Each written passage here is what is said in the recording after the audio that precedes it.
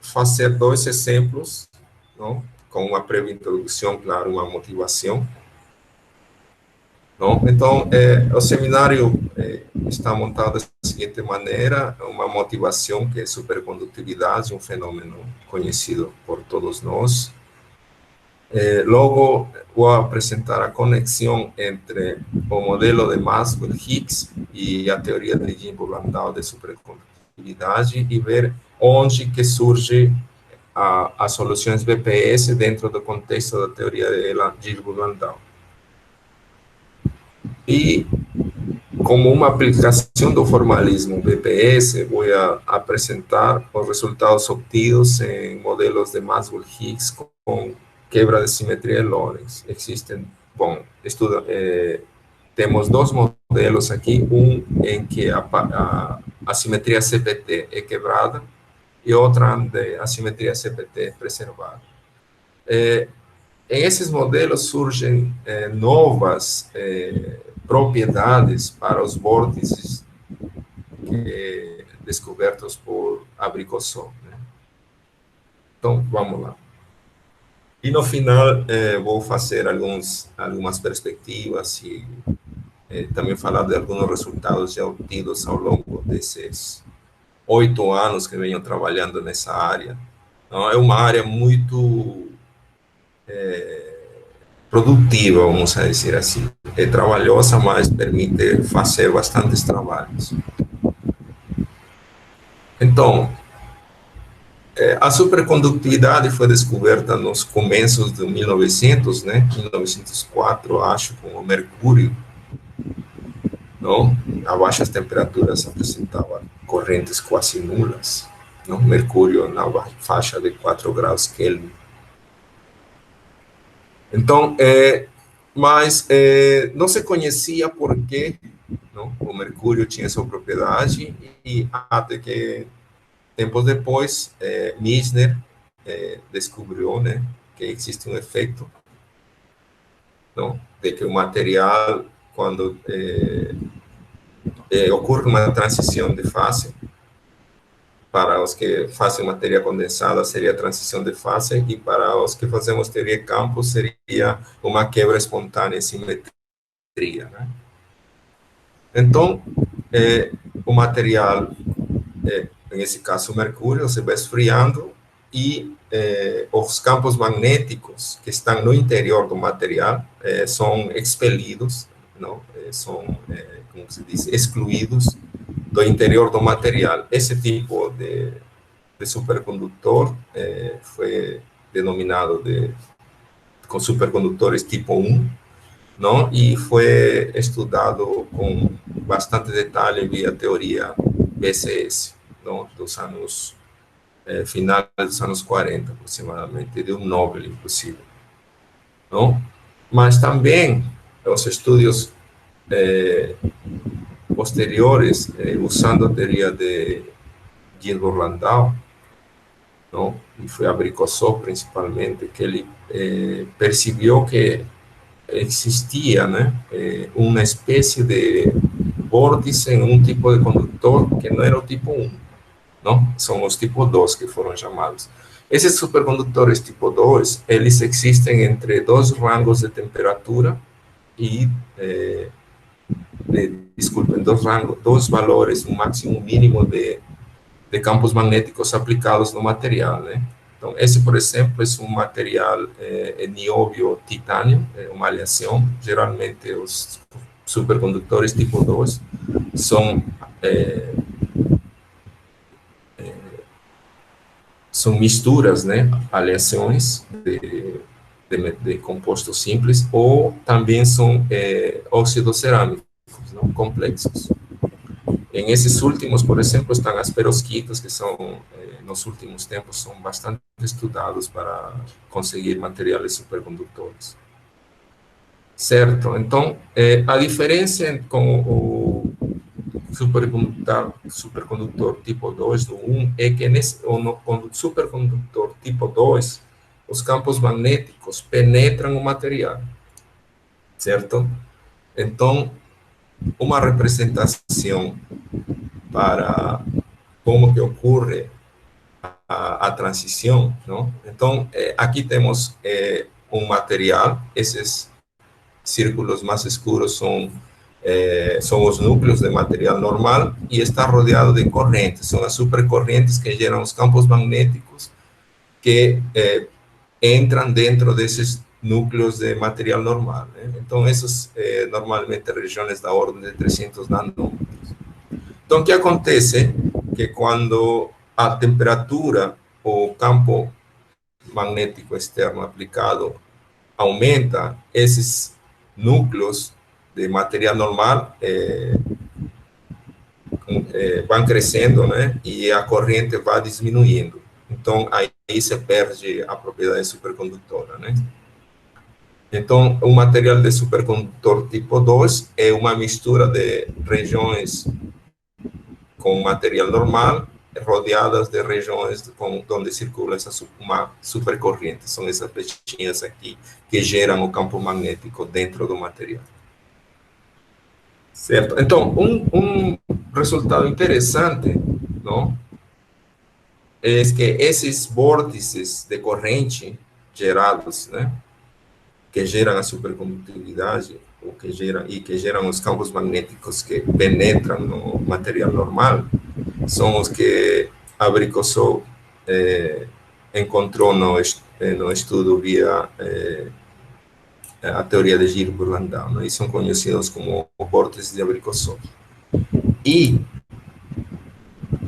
o ponto, ou a propriedade interessante desse tipo de material é o pinning flux. Em que consiste isso? Isso significa que se eu tenho um material supercondutor, não, e eu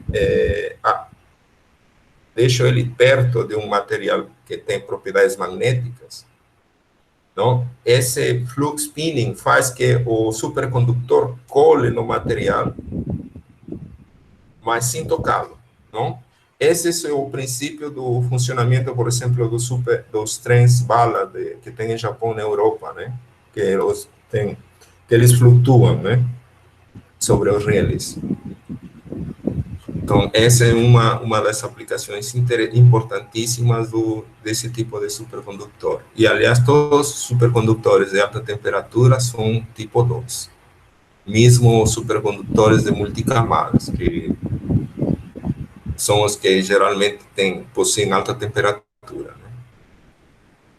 Então, essa é a motivação. Então, a ideia, não, agora é usar uma teoria de campos, neste caso o modelo de Maxwell-Higgs, para tentar entender esse tipo de fenômeno e, bom, tentar relacionar com o tipo de efeito topológico que a gente está interessado, né? Em 2 mais 1 dimensões, os efeitos topológicos são os vórtices, certo? E similares, tipo esquirmions também, que vou mencionar depois. Então, o modelo de Maxwell-Higgs foi proposto em 73 por Nielsen-Olsen, não? Por isso que os vórtices também são chamados de Abrikossov-Nielsen-Olsen. Esse modelo de Maxwell-Higgs, esse extensor eletromagnético, está representando aqui as contribuições do campo elétrico e o campo magnético. Esse aqui é o acoplamento mínimo entre o campo de Higgs e o campo eletromagnético. Esse campo de Higgs é complexo, né, é carregado. E B é um potencial que vai descrever a quebra espontânea de simetria, não? Ou vai gerar a transição de fase. Então, o ponto interessante aqui, não, são as equações de movimento, só por completeza, e o que interessa em esse tipo de análise é a lei de Gauss do modelo.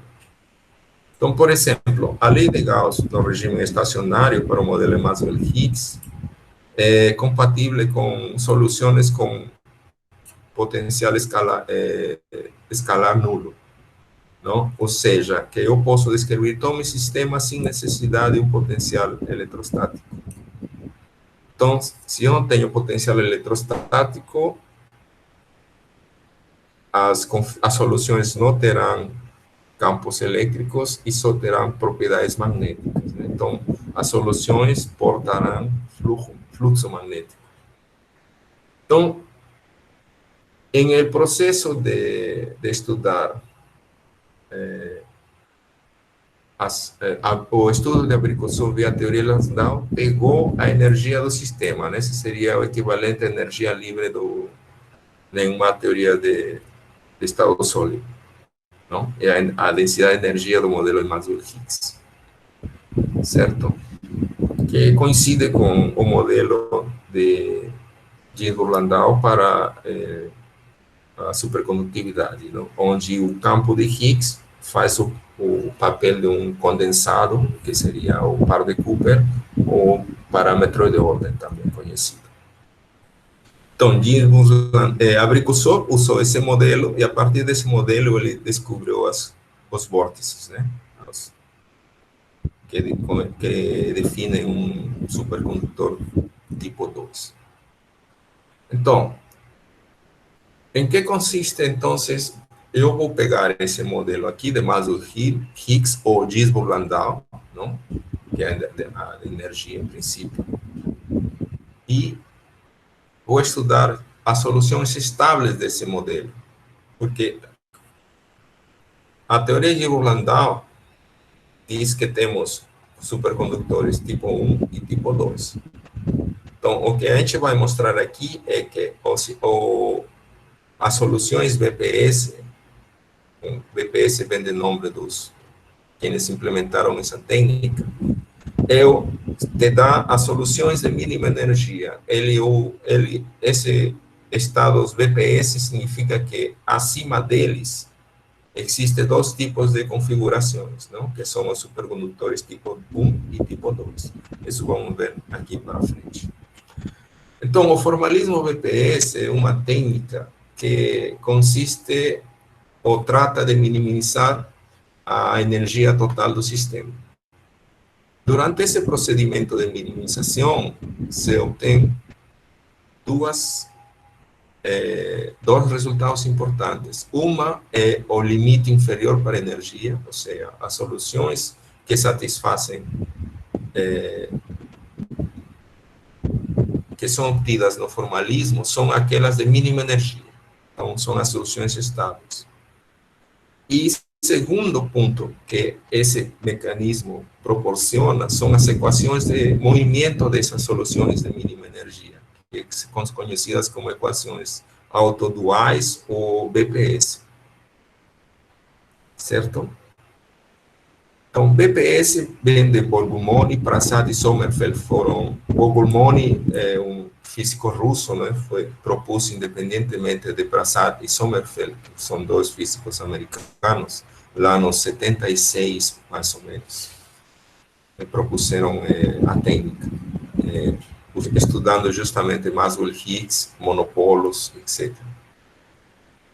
Então, agora, o ponto interessante, ou de importância, dessas equações BPS, é que as soluções desse sistema BPS, que é um conjunto de primeira ordem, em geral, não? Também proporciona soluções para as equações de Euler-Lagrange. Ou seja, as equações BPS é um subconjunto de soluções das equações maiores, que são as equações de Euler-Lagrange, não? Essas equações ou soluções BPS são, então, os estados de mínima energia de um sistema, quando esse sistema tem estados BPS.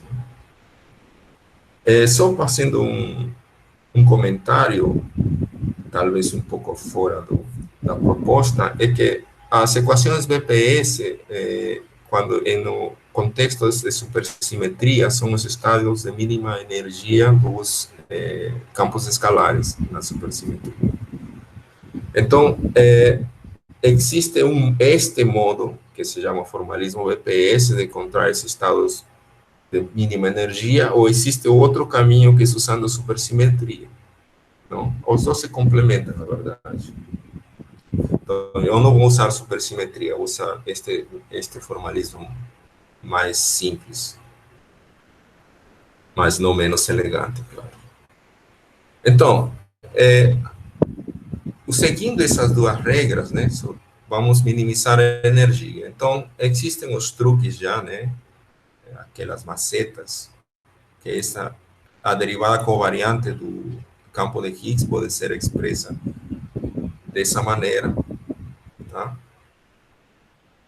E fazendo o arranjo, então, que significa expressar a energia como uma suma de quadrados, mais a uma certa quantidade finita, mais uma derivada total. Então esse é o truque, não? O formalismo BPS consiste em pegar essa energia e escrevê-la como uma suma de quadrados, uma derivada total, mais alguma coisa cuja integral me dê um número inteiro. Esse número inteiro, ou proporcional a um número inteiro, está conectado com a carga topológica do sistema. Eu já vou mencionar aqui o que significa. Então, veja bem, aqui tem um quadrado, ou seja, esse termo aqui, se nulo, vai determinar o campo magnético em termos da raiz quadrada do potencial.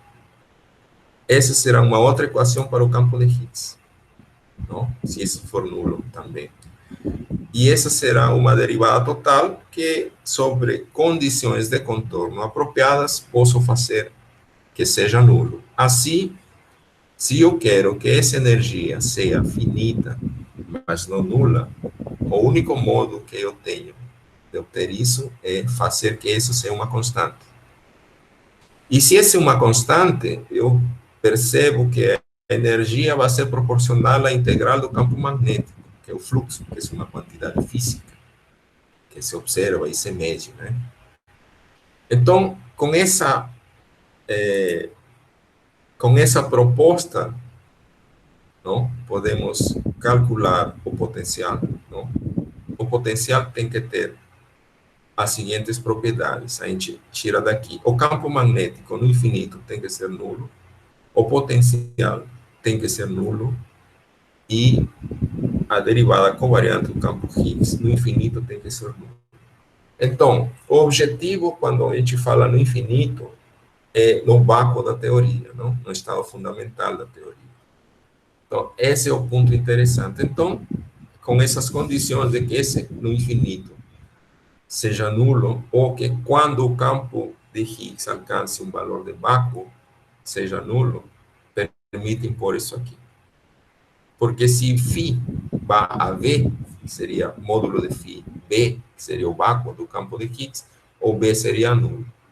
Então, isso permite determinar o potencial que vai gerar configurações de mínima energia.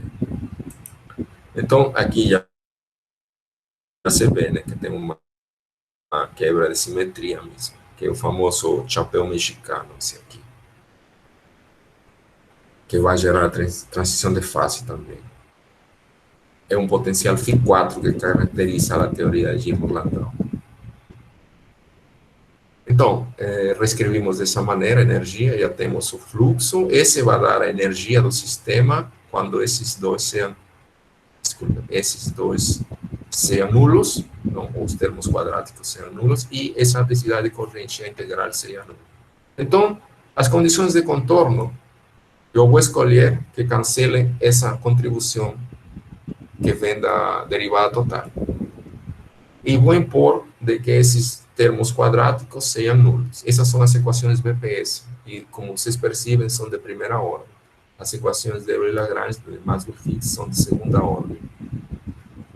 Não? Então, com isso, a energia total se reduz simplesmente à integral do fluxo do campo magnético, ou seja, a energia mínima do sistema será proporcional ao fluxo magnético. Agora, vocês já devem ter ouvido que quando tem materiais supercondutores, o fluxo magnético é quantizado, e é isso que vamos mostrar a seguir. De onde que vem a quantização? A quantização vem, não, a quantização, em este sentido, da energia, ou do fluxo magnético, não é a quantização da mecânica quântica, é a quantização porque a energia e o fluxo magnético, neste caso, são proporcionais a um número inteiro, tá? é uma questão de topologia. Então, vocês percebem que o campo magnético deve satisfazer condições de contorno adequadas, de tal modo que o fluxo seja não nulo. Porque se é nulo, a energia seria nula, mínimo, né? Então, esse é o ponto que vamos discutir agora. Então, a energia sempre vai ter, a energia total do sistema sempre vai ter um mínimo, e esse mínimo é a energia VPS, também conhecida como limite de Polymoney ou autodual, né? Então, pronto. Agora, como eu percebo que esse fluxo é quantizado? Aí que eu vou introduzir um tipo de solução. Esse sistema de equação aqui, descrita pela equação 11, tem infinitas soluções. Uma delas é o vórtice, certo? E, bom, em este caso, vou descrever vórtices com simetria radial, certo? Ou seja, as soluções não vão depender do ângulo, não? Se φ é um campo complexo, essa face eliminaria o ângulo. Em princípio, isso teria a função GDR e ADR descrevendo a parte vetorial do campo de Gauge e a parte radial vou considerar nula. Quando se substitui esse ansatz aqui, nessas equações aqui, se mostra que este aqui tem que ser nulo. Tá? Então, vamos ter a componente a θ está circulando em torno da origem, né? Então, por isso que isso aqui vai criar uma corrente ou um vórtice. Então, e aqui que me diz, eu sei que na origem, esse campo eu vou considerar nulo, não? Mas longe, no infinito, chega a 1, ou seja, quando φ a distância r vai para o infinito, o campo de Higgs chega ao vácuo, não? Que isso é dado pelo potencial aqui. O campo potencial é nulo quando o módulo φ igual a V, que são os valores de vácuo, né? Isso seria um círculo, não? Se φ é um campo complexo, não? São duas componentes, não? Lembre-se, módulo de φ constante descreve um círculo no plano. Pronto, então essas funções G estão descrevendo essas propriedades do campo Higgs e o A descreve a propriedade que o campo magnético, o potencial vetor na origem seja finito e no infinito seja nulo. Essa é uma outra propriedade que está ligada com que a derivada covariante do campo de Higgs seja nulo no infinito. E também que o campo de Gauge no infinito seja um Gauge puro. E isso a gente percebe. Se isso aqui é zero no infinito, o campo de Gauge se comporta como N sobre R. Então, esse N, que é conhecido como Winding Number, é a carga topológica do sistema. Certo? Alguns chamam de vorticidade também, mas o nome correto é Winding Number. Agora, essa é a topologia, né? Então, o que significa isso? Então, o vórtice enxerga, estamos no plano, tá?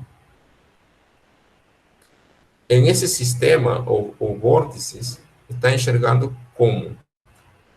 Esse N me está dizendo o seguinte, que se eu tenho, ele enxerga o centro do plano, a origem, como se fosse um buraco, não? Então, e esse N me descreve o número de voltas em torno desse buraco, certo? Então, um exemplo que eu posso dizer, se vocês têm um papel e vocês fazem um buraco no papel, e vocês tentam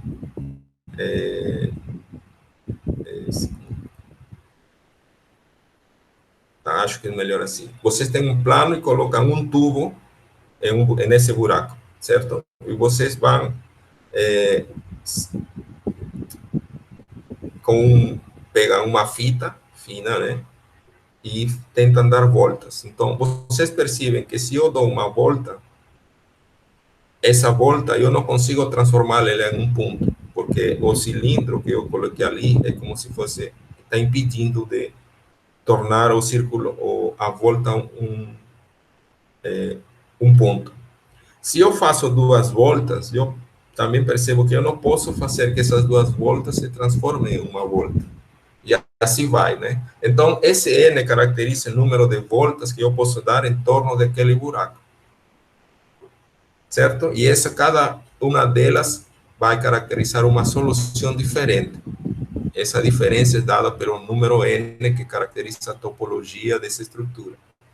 Porque se vocês fazem o mesmo, agora pegam o plano, sem buraco, e vocês pegam uma fita, desenham um círculo e fazem 100 voltas, vocês percebem que toda essa corda pode ser transformada em um ponto.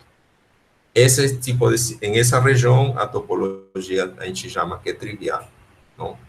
Porque qualquer número de voltas que eu faça, transformo em um ponto, que é 0 voltas.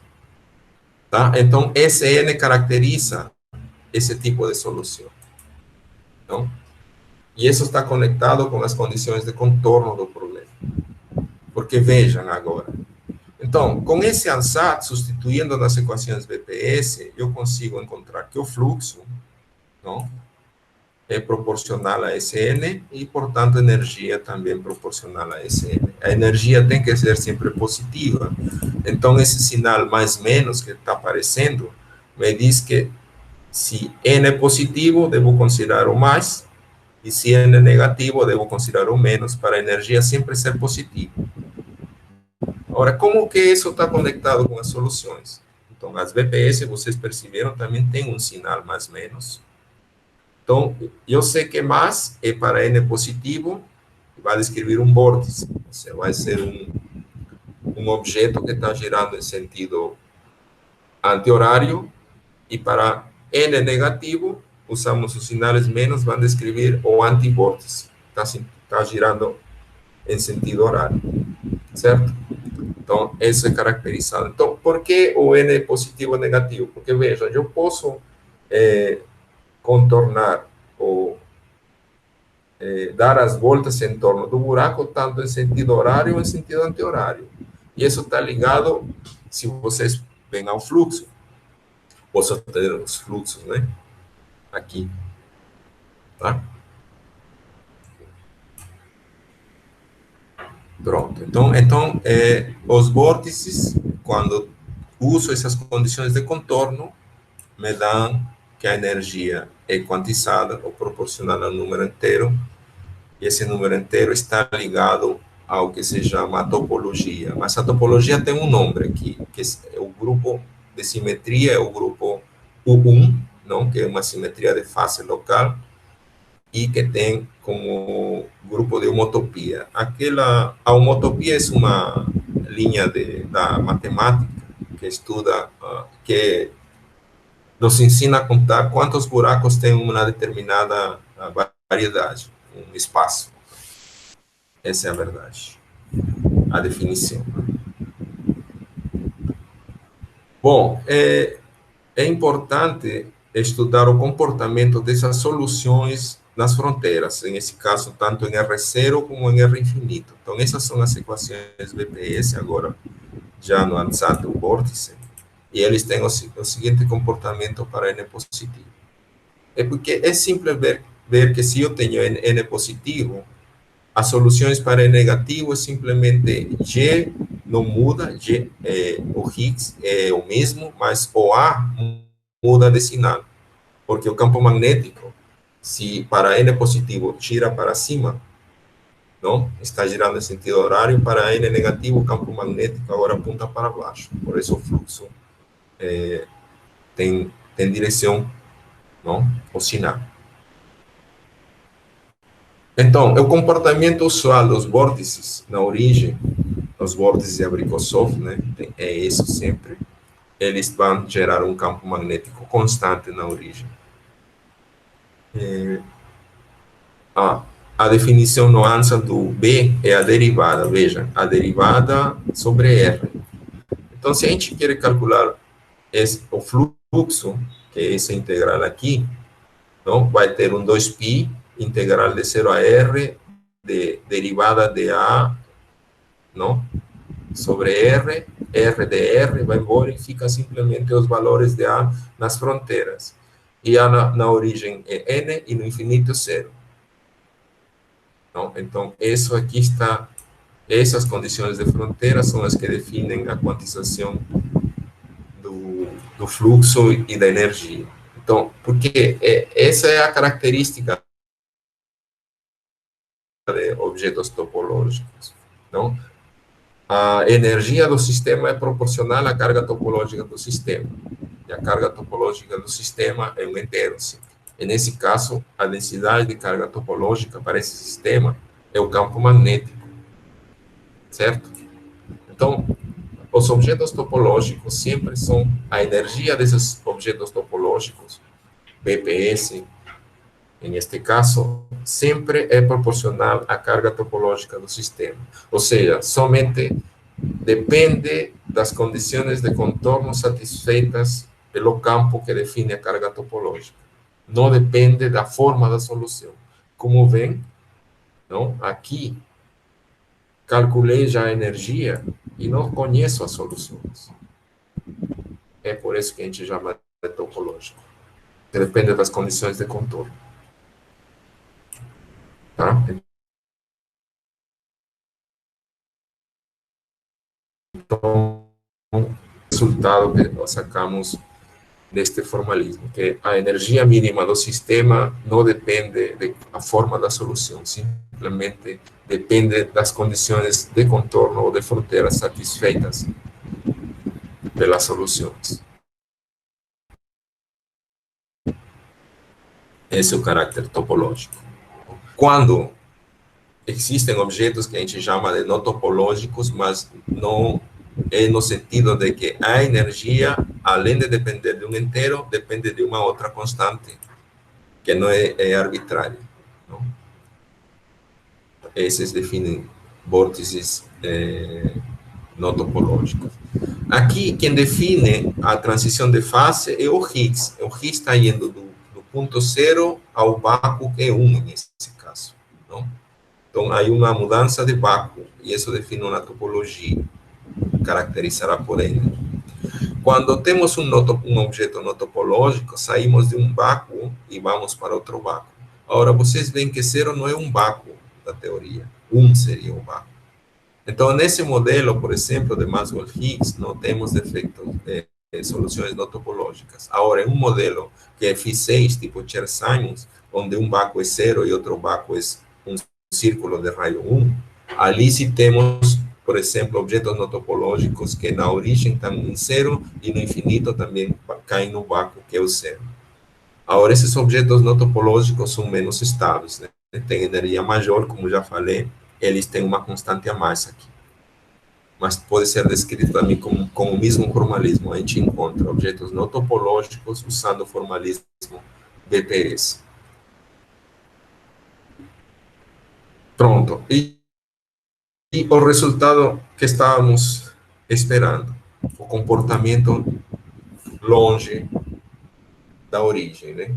E é o que caracteriza os vórtices de Abrikosov. Tá? Esse tipo de caimento exponencial que está ligado com quanto que o campo magnético penetra no material. Né? Parâmetro, alcance, alguma coisa assim tem um nome. Não, nesse caso, esse M está ligado à massa tanto do campo de Gauge como do Higgs, e tem esse valor. Depende da carga, o valor do vácuo vezes raiz de 2. Então, esses são os vórtices de Abrikosov que eu vou tentar encontrar nos outros modelos. Tá? Agora, bom, a solução, não, dessas equações BPS é numérica. Em alguns casos especiais se conseguem soluções analíticas. Em esse caso não é possível. A solução é numérica. Então, aqui, como único parâmetro que podemos mudar, além do E ou V, que a gente pode fixar em 1, é o N, o Winding Number. Então, vemos que conforme o número de voltas, não, N aumenta, o vórtice vai ficando mais largo, né? Aqui não se nota, mas no campo magnético e na energia a gente vê. Ó, Então, para N1, o campo magnético é tipo um morrinho, não? Mas conforme N aumenta, ele vai gerando um platô e fica uma coisa mais robusta no campo magnético para N grande. E a energia para N1 é diferente para os casos maior que 1, não? Ele é um morrinho no centro, mas depois gera uma corcova e se afasta da origem. Isso aqui, se a gente faz uma rotação, porque lembra que a gente está no plano de simetria radial, então esse vai gerar uma espécie de anel, não é? Com esse morrinho aqui. E esse, mas não é um anel, é quase um anel. Então, esse é o vórtice clássico, né? O vórtice de Abrikosov, ou Nielsen-Olsen. E agora eu vou apresentar como que esse vórtice está conectado com a teoria de Gilles-Landau, não? Maxwell-Higgs versus a teoria de Gilles-Landau. Então, a teoria lagrangiana é essa que nos proporciona a energia livre de Gilles-Landau. Vejam que aqui está o acoplamento do potencial. Após a quebra de simetria ou a quebra espontânea, ou a transição de fase, né, a gente pode calcular as massas dos campos de Higgs e a massa do campo de Gauge. Não? Isso se gera, campo eletromagnético ganha massa. Não? E isso se vê também nesse comportamento. A representa o campo de Gauge e G é o campo de Higgs. Os dois têm a mesma massa. Então, fora do limite BPS, eles têm massa diferente. Então, e aqui que a gente descobre como caracterizar o tipo de supercondutor quando fazemos a conexão com Gilles-Landau. Se a massa do Higgs é menor que a massa do campo de Gauge, temos um condutor tipo 1 e os vórtices se atraem, né? Certo? Por isso é um sistema instável. Agora, se o campo de Higgs, a massa do campo de Higgs, ou do parâmetro de ordem, é maior que a do campo de Gauge, temos um supercondutor tipo 10 e os vórtices se afastam. Então, vocês já devem ter ouvido, quando fizeram física estado sólido, ou algum seminário, os vórtices no supercondutor tipo 2, quando estão estáticos, eles formam redes de vórtices, né? Eles se afastam e chegam a um equilíbrio dentro do material. Certo? Então, temos esses dois casos, tipo supercondutor tipo 1 e supercondutor tipo 2, e o BPS, quando as massas são iguais, significa que a constante do acoplamento do potencial tem esse valor. Não? Quando as massas dos campos são iguais, não? Então, dá para perceber, né? Massa maior, massa do Higgs menor que do campo de Gauge, com supercondutor tipo 1, massa maior, massa do Higgs maior que do campo de Gauge, supercondutor tipo 2, e quando são iguais, temos um sistema de mínima energia, que é um sistema BPS. Então, as fases supercondutoras são instáveis. Agora, a gente entende que são instáveis porque não são aqueles de mínima energia. Por isso que a supercondutividade se perde quando a temperatura, o campo externo aumenta, não é? Ou diminui, no caso do supercondutor tipo 2 também, porque eles têm duas fases, tendo um valor mínimo e máximo de campo magnético externo. Não? Então, esse slide aqui esclarece a relação entre um sistema BPS e a supercondutividade de Gilles-Landau em esse modelo simples de Maxwell-Higgs. Então, pronto. Então, essa era a motivação de por que estudar. Agora, vocês devem se perguntar por que quero estudar vórtices de Abrikosov em um meio com quebra da simetria de Lorentz, né? Então, vamos apresentar o modelo. Esse é o modelo. Lembre-se, eu estou estudando soluções tipo vórtice em 2 mais 1 dimensões, né? Plano, não no plano. E o modelo que eu estou pegando é um modelo em 1 mais 3 dimensões. Uso isso dentro do contexto da teoria do modelo estándar estendido, né, que trata da quebra de simetria de Lorentz, mas vocês têm que observar, são os termos dessa lagrangiana, né, que vão compor a energia, claro. Então, essa aqui, conhecemos, é o campo eletromagnético, né? Esse aqui é um termo, esse campo A é um termo extra, tá? Chamado de um vetor de quebra Lorentz, acoplado a um tensor eletromagnético e um campo de Gauge. Então, esse termo aqui pode ser descrito como uma espécie de tensor que descreve a permeabilidade magnética e a suscetibilidade elétrica. Igual, esse outro tensor aqui, acoplado a F mini, também seria o mesmo tensor. Ou seja, estamos aqui, a gente pode ver que esses parâmetros, essa teoria com quebra-Lorentz, onde os tensores, não, esses dois são constantes, desculpa, acoplados ao campo eletromagnético, é como se estivesse descrevendo um material onde as propriedades elétricas e magnéticas dependem do campo aplicado, nesse caso, o campo gerado por esse sector eletromagnético, certo? Esse aqui. Então, desde esse ponto de vista, essa teoria com quebra-Lorentz pode ser vista como um sistema eletromagnético e um meio material onde as propriedades dependem do campo elétrico ou eletromagnético aplicado. Desde esse ponto de vista, as ideias vindas para montar a teoria, aquelas vindas do modelo estándar estendido, quebra, simetria, Lorentz, etc., fica mais claro de ser entendido em um contexto se observamos que isso é uma teoria, um meio material, onde as propriedades elétricas e magnéticas dependem do campo aplicado. Sim, esse é pelo lado do campo eletromagnético. E aqui, do lado do sector de Higgs, não? Esto estaria descrevendo o par de Cooper, né? O condensado de elétrons. Então, veja, temos uma parte a usual de Maxwell-Higgs, não? Esses dois foram Maxwell-Higgs, e temos aqui uma mistura. Essa mistura pode ser vista como ele vai contribuir a uma mudança na relação de dispersão do campo de Higgs. Então, é como se fosse uma anisotropia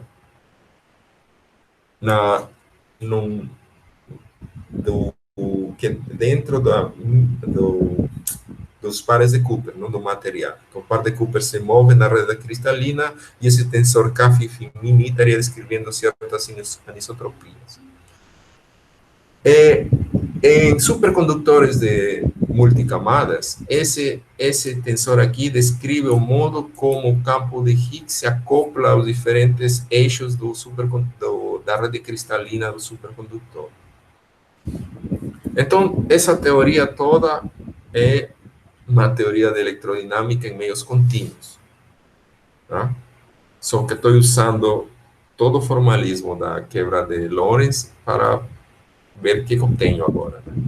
Então, desde esse ponto de vista de ter materiais em meios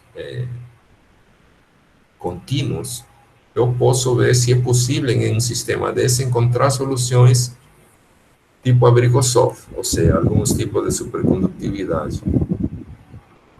Se existir a fase BPS, né, aquela mínima, é possível ter a ambos lados duas faces de supercondutores. Né?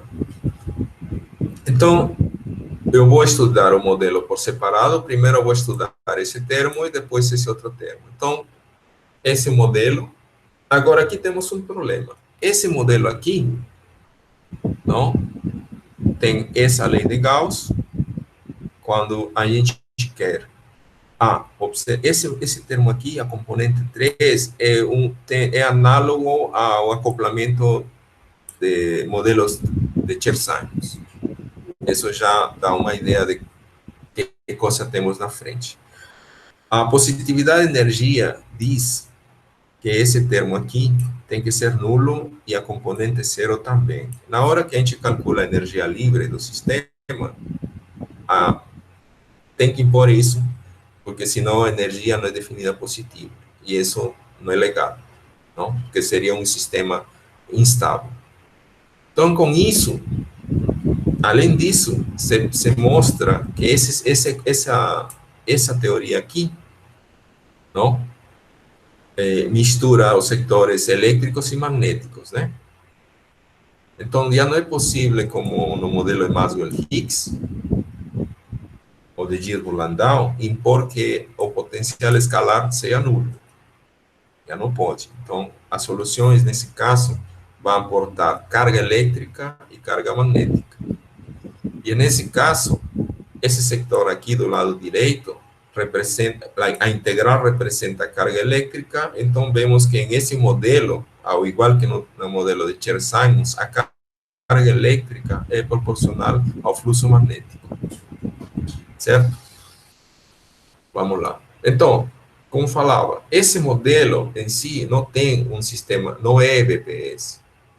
Não tem a estrutura BPS. Então, esse modelo, quando se implementa, não, com cuidado, o formalismo, no final, que diz que o modelo para ter a propriedade ou uma estrutura BPS, se é um sistema de mínima energia, tem que ser modificado. E é modificado da seguinte maneira. Então, essa é essa teoria original, e surge um campo neutro que se acopla só ao setor de Higgs e compõe também o potencial. Esse potencial está aqui. Certo? O parâmetro eta é um parâmetro que depende só dos coeficientes da quebra no setor de Higgs, aqueles aqui, tá? A gente determina à frente isso. Então, essa teoria modificada precisa disso. A teoria, mas quando a gente faz a conta, sai limpo esse novo campo. E o interessante é que esse campo φ, no limite BPS, é o campo escalar. É como um negócio, tu adiciona uma coisa para complementar, o truque de somar e tirar coisas para completar quadrados, que é o formalismo BPS, te leva a introdução desse termo. E depois tu vê que se eu quero obter estruturas BPS, preciso dessa condição. Sai limpo lá. São sumas de quadrados. Fico φ menos A0 ao quadrado, mais φ, derivada de φ, mais menos derivada de A0 ao quadrado, etc. E as equações que estão em campo magnético, mais menos raiz quadrada do potencial, e a derivada módulo de mais menos φ. Sai a mesma coisa. Não? Então, como eu já sei tudo isso, eu vou usar um ansatz para descrever os vórtices. Não? Então, o ansatz, devido às condições de contorno mudaram, tem que mudar.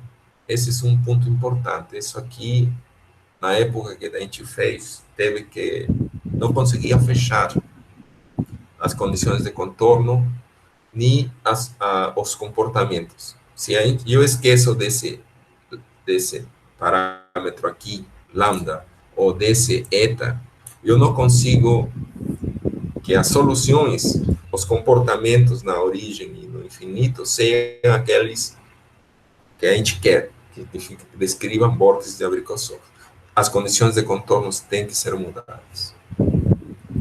Não? E interessante é que quem muda não são os termos do lado do campo eletromagnético, senão são os coeficientes que aparecem no sector do Higgs. Não? Ou seja, toda a anisotropia introduzida no sector de Higgs está influenciando na mudança de condições de contorno para o campo de gauge. E isso influencia na estrutura do ansatz. Tá? O A0 não muda, por incrível que pareça. Então, essas são as novas condições, calculo a energia, o fluxo, e continua sendo proporcional ao inteiro, né? E aparece também a contribuição do setor de Higgs. Bom, as equações BPS são essas, novas, né, modificadas, e então, as equações agora que descrevem esses vórtices BPS são a do Higgs, que é o D mais menos, a parte do campo magnético e potencial, e a lei de Gauss. Então, essa é uma equação de segunda ordem. Os comportamentos, não, são ainda de Abrikosov, mas são afetados pelos parâmetros de quebra. Então, esse delta tem essa definição, então depende do sector de Higgs. Esse é o único parâmetro que sobra da quebra no sector de gauge. Lambda, delta, todos são parâmetros do sector de Higgs. Tá? E aqui, por exemplo, se lambda é zero, lambda é 1, a gente teria um comportamento tipo Maxwell-Simons. Se lambda é infinito, a gente recupera um comportamento. Se esse delta, desculpa, vai para infinito, a gente recupera Maxwell-Higgs. Isso vamos ver explicitamente aqui nos gráficos. Não? Então, a gente estuda as soluções em termos desse parâmetro delta, porque a gente consiga enxugar todos os parâmetros aqui, fazendo uma redefinição com um único parâmetro aparecendo aqui, que é o delta.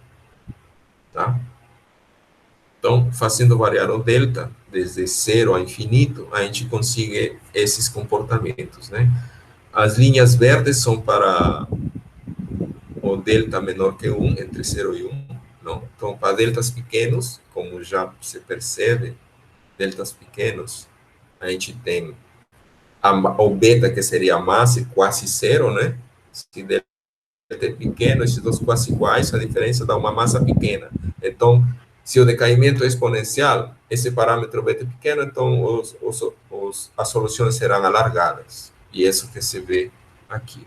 Conforme o delta cresce, chega a 1, que é o Maxwell-Simons-Higgs, e quando é maior que 1, as soluções todas ocupam a região entre Maxwell-Simons e Maxwell-Higgs, que é a linha azul. Tá? Então, esse aqui é um ponto interessante. E veja que a linha azul é Maxwell-Higgs. Maxwell-Higgs não tem carga elétrica. E aqui nosso modelo tem carga elétrica. Isso a gente vai ver quando ver o campo elétrico. Aqui temos o campo de gauge, o mesmo comportamento, né? Para lambdas menores que 1 é alargado, e para lambda grandes, eles, no máximo que se comprimem, é no limite de Maxwell-Higgs. Certo? Aqui está o campo magnético, a mesma coisa. O campo magnético é largo quando o delta é menor que 1, e vai conforme lambda, delta vai aumentando, ele passa por Maxwell-Simons-Higgs e chega a Maxwell-Higgs. Esse resultado, quando a gente obteve esses comportamentos, ficamos muito contentes. A gente sabia que ia dar um paper. Então, né? E a energia, né? Então, esse todo aqui é para n igual a 1. Então, tem o mesmo comportamento. O que percebemos aqui é que a quebra-elones parametriza entre vários modelos, o Maxwell-Higgs e o Maxwell-Simons-Higgs. A gente encontrou, então, vários comportamentos. Né? A verdade, dependendo da delta, vai descrever um tipo de material diferente, se essa é a ideia de uma eletrodinâmica em meios materiais. Aqui, como falei, esse é o potencial escalar. Conforme o parâmetro cresce, não, ele vai para Maxwell-Higgs, que está essa linha azul aqui, que é o zero, certo? Então, na hora de decidir estudar algum modelo, você tem que fixar que coisa que quer com carga, pouca carga, um campo elétrico forte, vai depender do delta, né? E aqui está o campo elétrico. Esse ômega linha derivada do potencial escalar é o campo elétrico. Ele desaparece, não? Quando o delta cresce, não? Então, os vermelhos, eles vão diminuindo aqui, até que se faça uma linha, um zero, no limite do parâmetro delta grande. Tem que ser no caso de Maxwell-Higgs, né? Que as soluções não têm campo elétrico. Então, esse foi um dos resultados, né? Se eu tenho um acoplamento que quebra CPT, eu tenho um comportamento similar a Maxwell-Chersimons, mas que também mapeia entre vários modelos, ou dois modelos conhecidos, né? Que é o Maxwell-Higgs e Maxwell-Chersimons-Higgs. O outro modelo, que é de paridade par, eu vou usar uma simplificação daquele tensor de quarta ordem, por questão de simplicidade, né? Então, vocês já perceberam que eu sempre enxergo a lei de Gauss, porque aqui que eu vou definir se as estruturas vão carregar campo elétrico e campo magnético ou somente campo magnético. Então, aqui temos a mesma situação. Esse K0i precisa ser nulo por positividade de energia, e o termo agora, K0i, que está nesse sector aqui, ele mistura os sectores elétrico e magnético. Então, as soluções aqui terão campo elétrico, são portadores de campo elétrico e de fluxo magnético, mas a carga total é nula. Esse lado aqui é a carga integral, e quando eu integre aqui uma derivada, ela vai ser zero. Aqui são duas derivadas e zero. Então, esses vórtices possuem um campo elétrico, certo? Mas a carga total é nula. Esse vórtice, quando você desenha a distribuição de carga, não? Você tem uma distribuição e a integral dessa carga é nula, né? É como se fosse um átomo, não? Um átomo neutro. É interessante essa solução. E tem uma propriedade bacana, que é a inversão do fluxo magnético, eu vou mostrar. Então, a teoria também precisa ser modificada, então, o formalismo te leva a uma nova teoria, mas quando você já aprende a receita, introduz o campo escalar, esse campo escalar tem que, no limite BPS, tem que ser, satisfaz a mesma equação que é o A0, que é a lei de Gauss. Então, com essa guia, você construi a teoria. E nesse processo de construção da teoria, você, além de determinar as equações de primeira ordem, sempre determina o potencial, então, que vai gerar essas estruturas. Aqui o eta é aquele anterior, depende só do setor de Higgs, e o S depende só dos parâmetros do setor de Gauge. Ele factoriza, vamos dizer assim, ele separa as contribuições. Então, agora, esse termo sim é novo, né? Veja que aqui mesmo que está escrito de modo covariante, o potencial já não é covariante. Mas é nosso caso que a gente vê uma eletrodinâmica em meios contínuos, a eletrodinâmica que a gente estuda não é covariante, não. A gente aprendeu assim, né? Em física 3, eletro 1, 2. E desde o ponto de vista da matéria condensada, não é covariante a Lorentz. Então, estamos de boa desde esse ponto de vista. Então, o ANSA é o mesmo, os parâmetros são similares, as condições de contorno para o Higgs são os mesmos, para o A os mesmos, só muda a condição de contorno para o potencial escalar. Agora, o campo elétrico na origem é não nulo.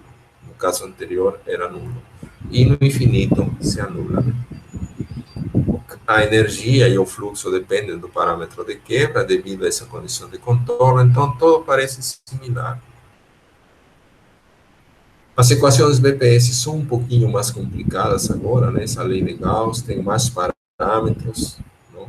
A gente pode encontrar soluções mudando o sinal de capa, etc. Não? As soluções só mudam o potencial escalar e assim vai.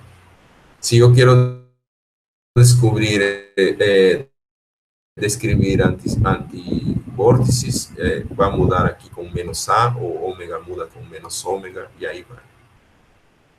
Então, o comportamento no infinito que interessa. Não? Na origem, é aquele que a gente precisa, não muda. também descreve vórtices de Abrikosov. Isso que é interessante. Mas olho no beta. O beta tentou sacar, depende dos parâmetros. Aqui estamos no campo dos parâmetros sector de gauge, e os lambda e delta são os parâmetros, lambda maiúsculo e delta são os parâmetros sector de Higgs. Kappa é sector de gauge. Então, se eu quero vórtices de Abrikosov, preciso que essa condição seja satisfeita para essa raiz quadrada ser sempre positiva, tá? Independentemente de mais ou menos. Então, eu vou escolher uma situação mais simplificada, que é fazer a igualdade. Aí simplifica muito a massa. E, para simplificar, eu vou escolher esse parâmetro do sector, do sector de gauge é nulo. Não, os dois parâmetros, só quero ver o que acontece com o sector, quando muda o sector de Higgs, mas mantenho esse parâmetro de paridade ímpar no sector de gauge. Se a gente volta lá na lei de Gauss, é esse carinha aqui. O que eu estou fazendo é fazer esse cara 1, então teria o Laplaciano quadrado de A, certo? E esse carinha aqui teria uma espécie de uma teoria de Chern-Simons, só que no Chern-Simons não tem essa derivada. Maxwell-Chern-Simons, desculpa, não tem essa derivada. Então, esse comportamento da derivada do campo magnético faz que a carga total desse sistema se anula, mesmo que tenha as soluções carreguem campo elétrico, e possua uma distribuição de carga não nula. Bom, então vamos lá. Então, dentro dessa configuração, eu tenho os seguintes resultados. Não? O delta vai desde 0 ao infinito, não? É aquele mesmo delta do caso anterior. Não, para delta pequeno fica alargado, então, isso já dá para ver daqui. Não? Delta pequeno, beta pequeno, então a massa é pequena, ele vai ficar mais alargado, porque vejam que o decaimento é exponencial, né? E no limite de delta igual a 1, recupera Maxwell-Higgs, e quando o delta é muito grande,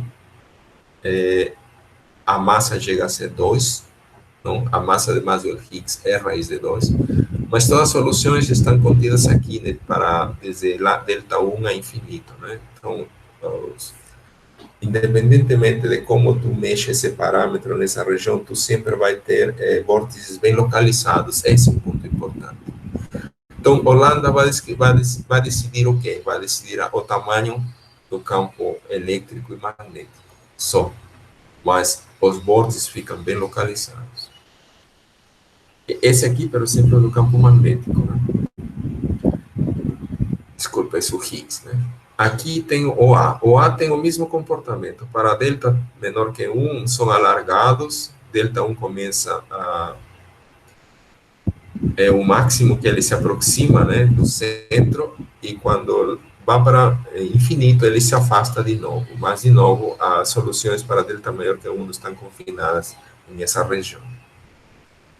É como se os vórtices estivessem confinados, né, se pode usar essa palavra. Então, aqui vemos o campo magnético. E esse comportamento interessante. Para lambda, entre 0 e 1, é o comportamento usual, alargado, se forma sempre até alcançar o Maxwell-Higgs, são lumps, morrinhos, né? Agora, aqui que vem o detalhe. Quando começo a aumentar lambda, o de Maxwell-Higgs começa a diminuir a amplitude da origem e vai formando um anel. Esse que é o ponto importante. Ou seja, para parâmetros no sector de Higgs grandes, ou vamos dizer, uma anisotropia grande, ou uma mudança grande da relação de dispersão do par de Cooper, ou condensado, o campo magnético forma anéis. E isso somente tinha sido obtido em Chern-Simons ou em modelos generalizados de Maxwell-Higgs, né? O professor Baceja, da Paraíba, especialista em modelos generalizados. Então, esse foi um dos resultados importantes desse paper, desse trabalho. E tem mais. Existe uma região de valores do parâmetro de campo magnético, ele muda de direção. Isso significa que localmente o fluxo muda, né? Essa região, veja, é longe, né? Mas esses valores, no começo, a gente achou que eram valores que surgiam por problemas do programa, tá? Mas não, a gente encontrou um paper de 2009, eu acho, de Vavae, que é um especialista em matéria condensada, né, em vórtice, e os valores medidos no laboratório que eles encontraram em vórtices de multicamadas, não, em supercondutores de multicamadas, que é justamente o que falei para esse modelo, os valores são desse rango, da ordem de 10 a menos 4, 10 a menos 5. A gente também, com isso aí, essa aqui que serviu para vender o peixe desse paper. Não? Se a gente não descobria esse era um PRL de Babaev, e talvez tivesse sido muito complicado publicar o artigo. Não? Então, fuçando na literatura, a gente encontrou isso. Bom, o campo magnético, esse aqui é o campo elétrico, ele muda, né? É positivo para delta maior que 1 e negativo para delta menor que 1. E esse aqui aqui não se vê, mas a distribuição do campo elétrico tem aqui ele muda de sinal, não? E por incrível que pareça, a integral dessa região cancela a integral dessa região aqui e vice-versa, né? E lembre-se que a integral da d.ds, não, é a carga, né? Então, e como esperado, né, a carga total é nula. Bom, a energia também tem um comportamento bacana para delta maior que 1. Para valores pequenos são o que é espera, né? Esse formato de lump, ou morrinho, como seria a tradução. Mas para valores grandes ele forma anéis, também uma característica não de Chersin, que Chersin é também anel, é Maxwell-Chersin. Ou seja, o campo magnético se comporta como um Chersin, além de ter inversão de fluxo magnético e o comportamento de supercondutores de multicamadas, e a energia se comporta como um Maxwell-Chersin. Certo? Esse é o que deu para apresentar hoje, acho que já extrapolei. Queria apresentar mais, mas é muito material. Então, vou fazer alguns comentários sobre o trabalho que venho fazendo, né? Então, esses resultados foram publicados em 2012 e 2013, tá? Tem rendido muito paper, essa técnica e essa linha. Eu estou trabalhando tanto com defeitos topológicos em quebra de Lorentz, ou em meios materiais, e defeitos topológicos também normais, matéria normal, né? Sem quebra de Lorentz. Então, esse ponto aqui foi importante para poder trabalhar e conseguir publicar a proposta, né? Que mesmo que a ideia é que, sim, o modelo vem de uma teoria de quebra de Lorentz, mas sirve para descrever um meio macroscópico, onde os parâmetros de quebra caracterizam as propriedades eletromagnéticas desse meio. Então, essa foi a sacada. E conseguimos encontrar semelhanças entre as energias internas, energias livres, né, da quebra de Lorentz com os supercondutores de multicamadas, encontramos inversão de fluxo e etc. E também aquela interpolação entre diferentes comportamentos também ajudou bastante. Também já temos publicado, né, modelos de Sigma Model com quebra de Lorentz. Incrivelmente, o Sigma Model se comporta, os mesmos resultados podem ser trasladados para Sigma Model. Recentemente, esses trabalhos de 2018, já, não, a gente começou a estudar em 2016 babies, modelos de Skirme, baby Skirme model especificamente, que são modelos em duas dimensões. Porque o modelo de Skirme é um modelo de 3 mais 1, agora é considerado uma teoria efetiva que descreve o setor de hadrons da QCD, né?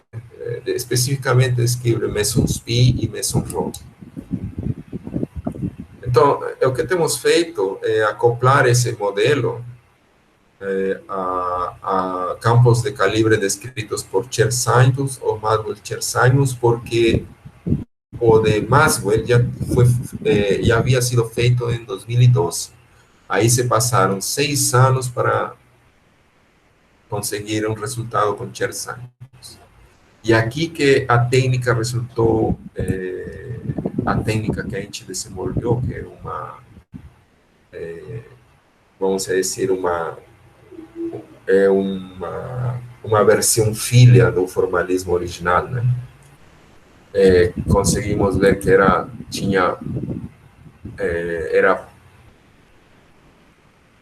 vamos dizer assim, tinha eficácia para construir novos modelos.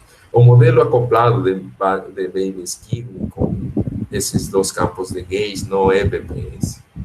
Então, o formalismo que a gente construiu permite te dizer, esse é o termo que falta. E aí se fecha. Claro, como conseguir dizer ao referee, opa, esse é meu modelo, aí levou um tempinho para convencer ele que nossa técnica era correta. Né? Mas conseguimos. Aí esse nos deu um aprendizado grande. Agora estamos estudando modelos CP2 também, acoplados. Esses resultados já foram publicados em colaboração com alunos da pós e com o professor da hora, que trabalha também com defeitos. Esses Sigma Models com estrutura interna estão sendo desenvolvidos. O 3 Sigma Model, CP2 e Baby Skirme Model estão...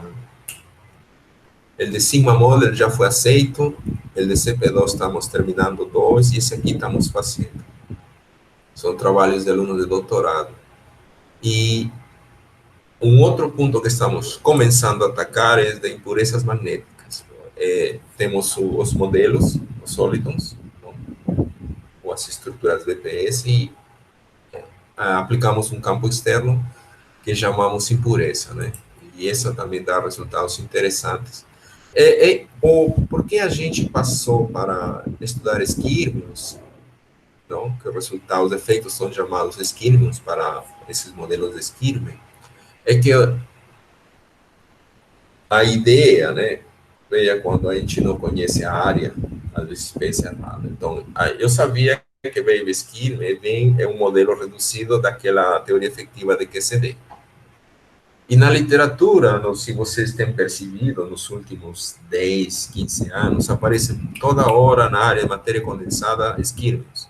Esquirmios estão ligados com espintrônica e outras coisas de tecnologia, tá aplicar novos materiais magnéticos, não? Então, eu pensei, então vamos estudar esquirmios desse ponto de vista, mas não era.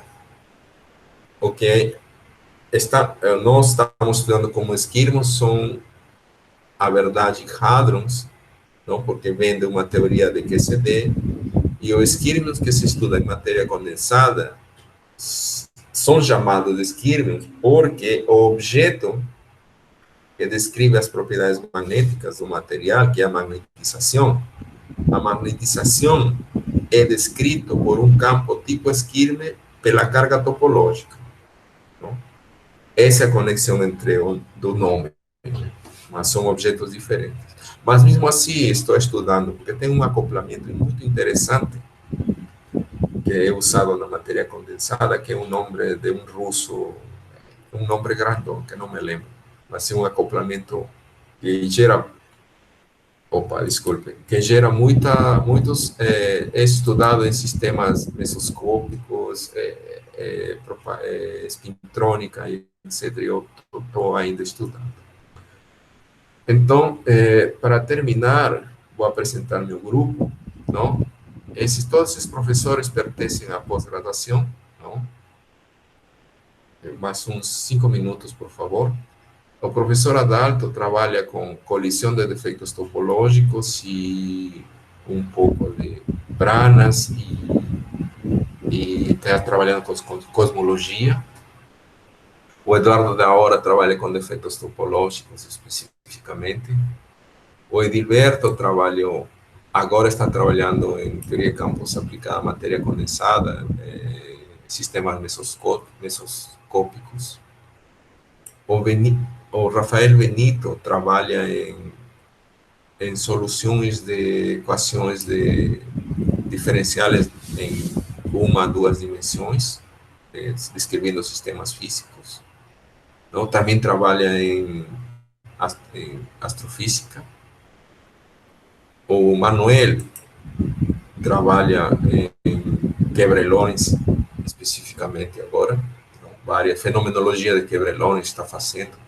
Está trabalhando com neutrinos, parte de aplicação de quebra-Lorentz em teoria eletrofraca, essas coisas. O Marco Scheck também trabalha especificamente em teorias com quebra-Lorentz, desde gravitação, teorias nabelianas e abelianas, né? Fenomenologia também. Bom, eu trabalho com quebra-Lorentz, defeitos topológicos, estou fazendo agora gravitação também. O Pavlichenko é um professor visitante, é um russo, ele está já há 2 anos, completou em novembro, ele trabalha em cosmologia teórica mesmo, em aquelas coisas de modelos de matéria escura e energia escura, desculpe. E o Fabiano, um ex-aluno nosso, que agora é professor do interior, ele trabalha com colisão de defeitos, ele colabora com Adalto. O Frederico é outro aluno que saiu da pós, ele é professor no curso de bacharelado interdisciplinar em tecnologia, ciência e tecnologia. Ele trabalha com quebra-Lorentz, teoria de campos, claro. O André, o Victor e o Ángel são pós-docs, não? O André e o Victor são bolsistas PNPD, eles começaram ano passado. Esse aqui que trabalha comigo, que tem ajudado muito com o negócio da programação. O Ángel é um bolsista de pós-doc da FAPEMA e professor substituto também. Bom, esses são nossos alunos de mestrado, estamos precisando de alunos de mestrado, e os alunos de doutorado. A maioria são da casa, terminaram a graduação em São Luís. E, bom, muito obrigado pela paciência e pela atenção. Obrigado, Rodolfo. Pessoal, cara, perguntas? Passei 1h30 quase. Perguntas aí, dúvidas, pessoal?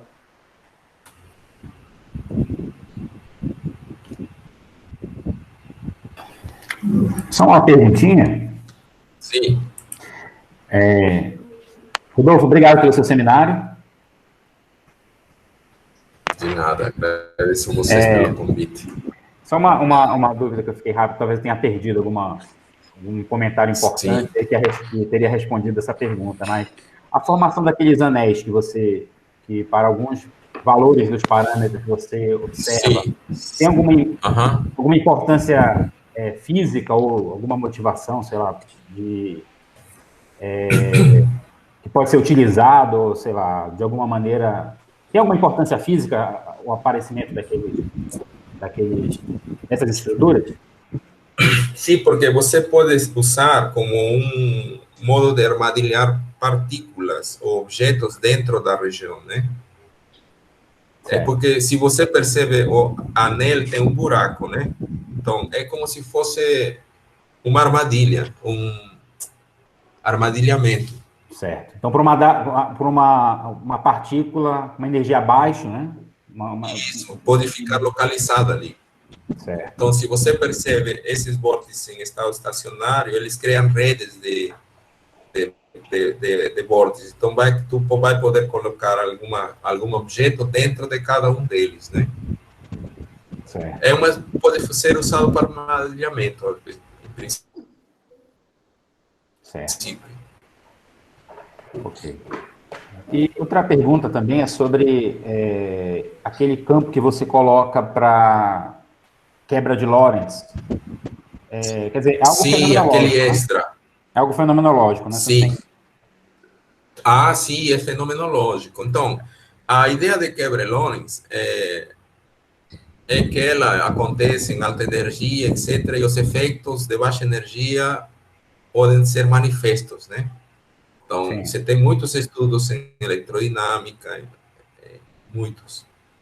Então, acontece que quando comecei a estudar quebra de Lorentz, encontrei um livro de eletromagnetismo dos anos 60, de um tal Jost, que diz Estudo Formal de Eletromagnetismo. Então, você abre, começa a estudar o livro e encontra justo essas equações que eu apresentei, aqueles termos. O K, mini, FF, etc. E ele trata isso como Sim. tensores que descrevem as propriedades elétricas, né? E Sim. foi ali que eu percebi o potencial dessa teoria com quebra de Lorentz, entre aspas, para estudar as soluções em sistemas não homogêneos, vamos dizer assim, vamos chamar com anisotropias, que isso descreveriam esses tensores ou esses campos que chamam de quebra de Lorentz, não? Certo. Mas de quebra de Lorentz só tem o nome, a verdade. Em realidade, isso tem um sustento físico. O termo de Chern-Simons é um termo natural em física da matéria condensada. Certo. É como acontece sempre em física, né? Às vezes tem dois objetos conhecidos, mas que em princípio é a mesma coisa. É o caso da transição de fase e quebra espontânea de simetria. É a mesma coisa quando a gente observa, compara o efeito, né? Sim. Só que transição de fase é usada pelos que estudam matéria condensada, não? E quebra espontânea e simetria, porque estudam teoria de campos com partículas. Mas é a mesma coisa. Certo. Obrigado. Nada, agradeço a você. Cassana, eu Sim. tenho, na verdade, um pedido. Você poderia fazer algum comentário mais geral sobre esse movimento aí de aplicações desses modelos com quebra de Lorentz sem matéria condensada? Eu vejo que você mostrou aí uma aplicação bem interessante para relação à condutividade. Como é que anda hoje essas aplicações? Eu acho que são recentes, né, Cassana? Sim, sim, todas essas coisas em meios, em sistemas de multicamadas, sobretudo. Os supercondutores de alta temperatura, todos são de multicamadas. Só que depende muito do como tu descreve. Alguns são descritos usando dois campos de Higgs e um campo de Gauss. Outros são usados dois campos de Higgs e dois campos de Gauss. Depende muito. Ok, e tem resultados, né? Alguns servem para, como se diz, fraccionalizar o fluxo magnético, ser fração mesmo, ou seja, uma fração que, por exemplo, isso surge se tem dois campos de Higgs e dois campos de Gauss, não? Como são dois números inteiros que descrevem cada campo, então o fluxo magnético aparece como uma combinação de sumas, uma divisão, na verdade, desses dois parâmetros, né? Por exemplo, N1 mais N2 sobre N1 mais 3N2, etc. E isso chamam de fluxo magnético fracionário, que está ligado com o efeito Hall quântico também, fracionário. Não? E tem essas coisas, né? Mas o que eu he visto mais é com o lado de supercondutividade de alta temperatura. Claro, isso vai depender muito do tipo de material que você está usando, aí teria que ajustar os parâmetros, etc. Né? E eu não fui mais a fundo nisso, porque isso seria abrir uma nova linha de pesquisa e, às vezes, não se tem tempo, né? Apesar que a curiosidade é grande. Tá certo. Mas o que está agora sendo estudado muito é a parte de esquirmos, não?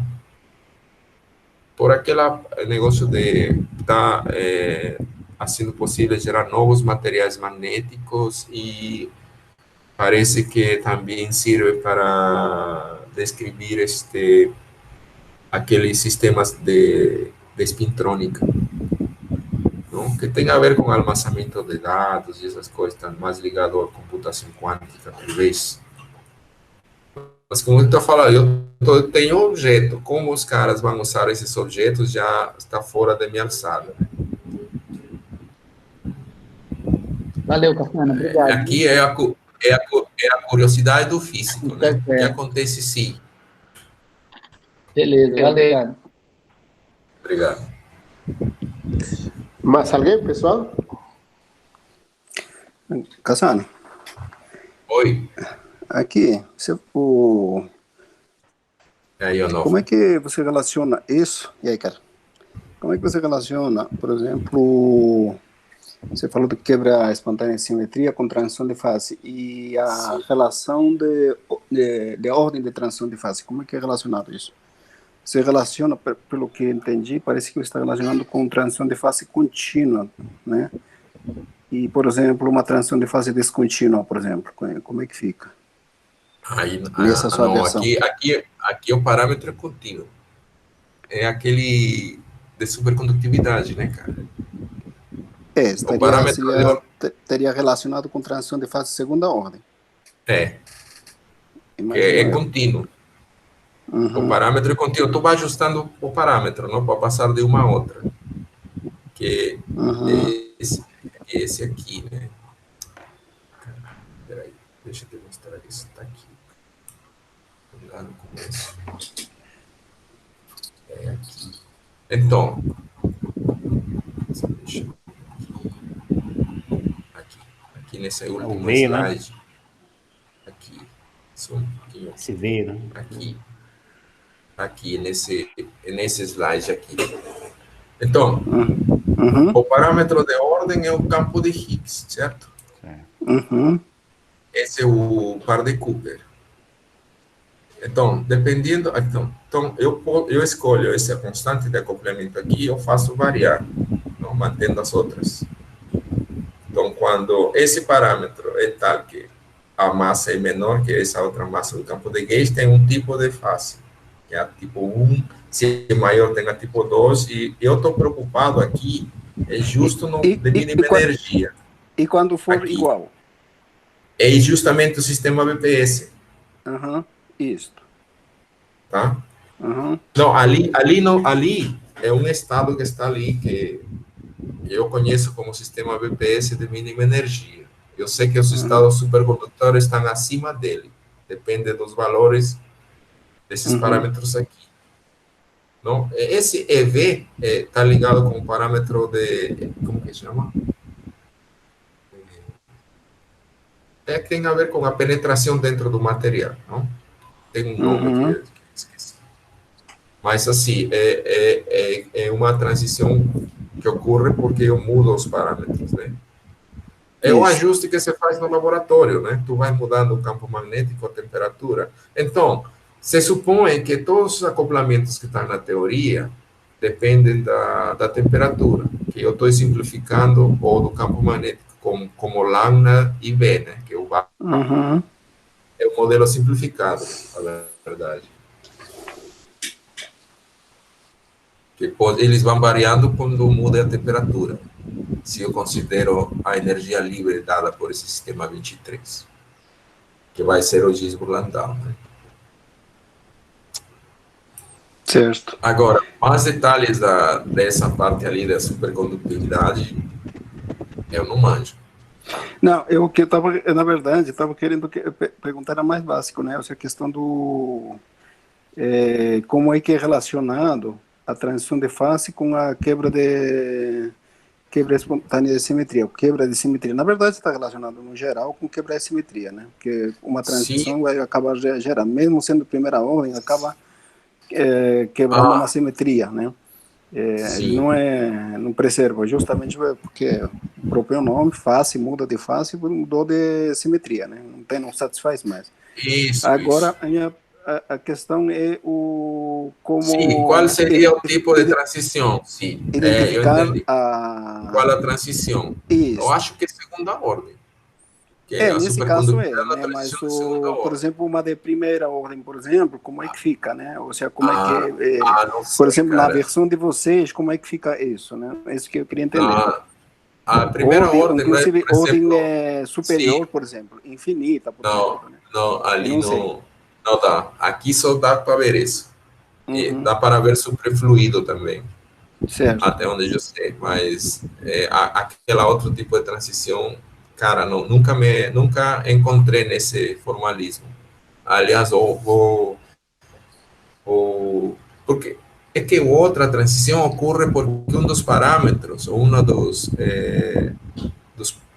das propriedades da teoria se torna infinito, não é? Uhum. A outra transição de fase. E aqui não ocorre, porque todos os parâmetros aqui são finitos. Então, é segunda ordem só. Mas isso, mas por exemplo, no caso de segunda ordem, é realmente contínua, né? A função é contínua, mas quando você faz a derivada é que a coisa complica, né? Agora, primeira ordem é um pouco mais, não sei como é que ficaria, né? No caso de vocês, né? Eu queria Não entender sei. isso na versão de vocês. Não,